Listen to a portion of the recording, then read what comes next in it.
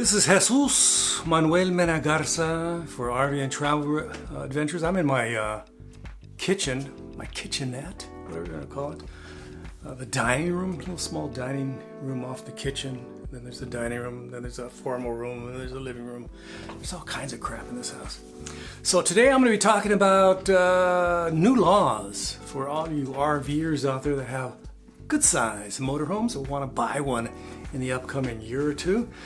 Apparently, the folks in California, the Clean Air Resources Board, CARB, and their people that participate in the CARB program, Oregon, Washington, Massachusetts, New York, New Jersey, all these folks are going to be limiting the number of diesel pushers out there in vehicles, essentially ICE engines, internal combustion engines, and all internal combustion engines pollute. And apparently, this is between me and you, apparently, there's something called global warming, and it's causing the weather patterns to change, like more hurricanes in Florida because the waters in the Gulf is hotter, so heats it up, and then it says, hey, instead of a category 1, we'll give you a 3 or 4 or 5. How about that? That's a positive. And then, of course, that goes all the way to the Carolinas and causes all kinds of death and destruction. The list goes on. Of course, they're having the same issues in Spain and, of course, Europe, Australia, around the world. They're having a lot of these issues. Something called, again, between you and me, let's not tell anybody. It's called global warming. 97% of scientists, those with the PhDs and do research, at all these major universities, Stanford, Harvard, Yale, University of Chicago, the list goes on. Even University of Texas. Those schools, they all say, hey, global warming is real. It's a threat to our very existence, and we got to do something about it, like get rid of all these ICE vehicles that are polluting. Boom, boom, boom, boom, boom, spewing stuff. But a lot of RVers are a bunch of old school, old farts, and they're saying, I don't want to do that. I like my diesel pusher. I want to get a new one in 2025, but apparently in 2025, they're going to be limiting the number of diesel pushers out there. And, that's how it's going to go. So, here's a bit of information. Yeah, there's a lot of folks out there, a lot of these old farts who aren't technically savvy, or just don't care, don't know, don't do the research. They don't know that Tesla makes a big, strong truck. A big, strong truck. So the folks at Freightliner and all these companies, Mercedes, they all make big trucks that haul stuff. They got a lot of batteries, a lot of power.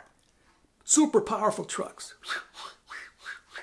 that can haul a big motorhome, okay? Big truck, haul big motorhome. No problems. 35-footer, 40-footer, 45-footer. Not an issue.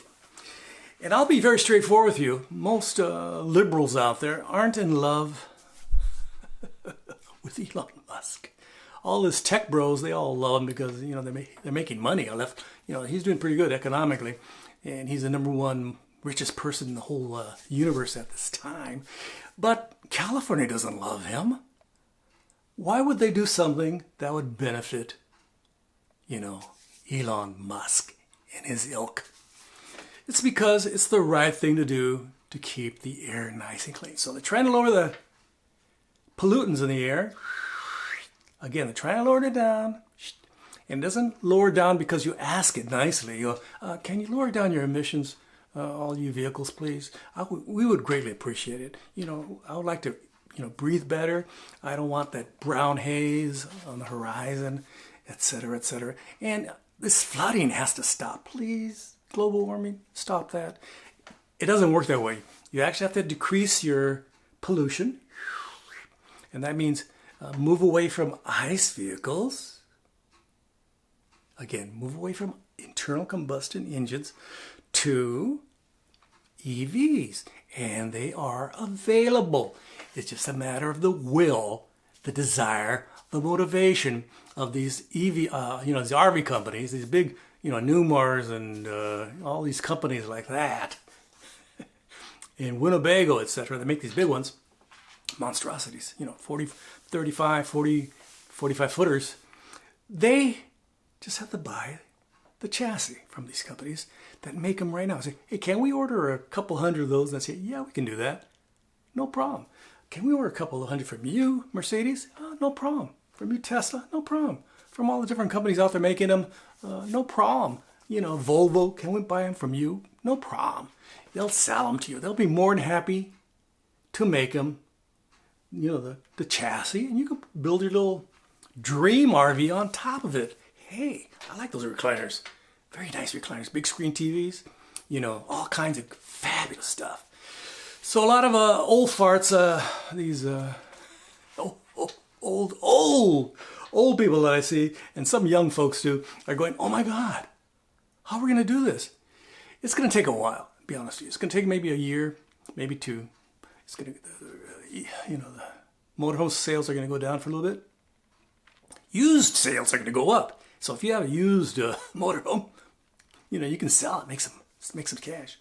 But then eventually, it's going to go up. They're going to use these platforms already available, maybe not in the numbers they want, and they haven't ordered any because they assume by dragging their feet, all these companies, these motorhome companies, by dragging their feet, their dreams of not complying to the California Air Resources Board regulations wouldn't have to take place. We say, hey, we're just dragging our feet and getting our way like a little baby. Please don't force us to do this. No, go sit in the corner. We're going to ask you if you want to sell them in California, if you want to sell them in Oregon, want to sell them in Washington, want to sell them in New Jersey, you want to sell them in Massachusetts and New York, you're going to have to be compliant with our standards. Now the question is, can people buy them in Arizona, Nevada, and of course, Utah, that bastion of, liberalism down there. You can buy it down there and just drag it to California and just maybe have it registered there. Those are the questions, the big questions that are going to occur right now. Maybe you buy it in Texas. Greg Abbott would love that. And just leave it there. You have a register there and you're paying the Texas, and then you drive it around in California like you own the place. Hey, look at that smoke. Isn't it fantastic? Isn't it fantastic? So this has been Jesus Manuel Managarza for all you naysayers out there that say we can't build an EV motorhome. We can. We have the chassis now. It's all a matter of volume. Getting the price a little bit down with, large volume production and just doing it. I'm not going to buy a 45-foot Prevost at this time. I can't afford $2 million. I can't afford a $1 million Newmar. Not at this time. I can't afford one of those 45-foot top-of-the-line Winnebagos. They cost like $700,000. Can you? Can you? Well, what can I say? Don't forget to like, subscribe, and share, and leave your kind and friendly comments below. I would like to ask you as a favor, please, just for me. Don't call me an absolute idiot immediately.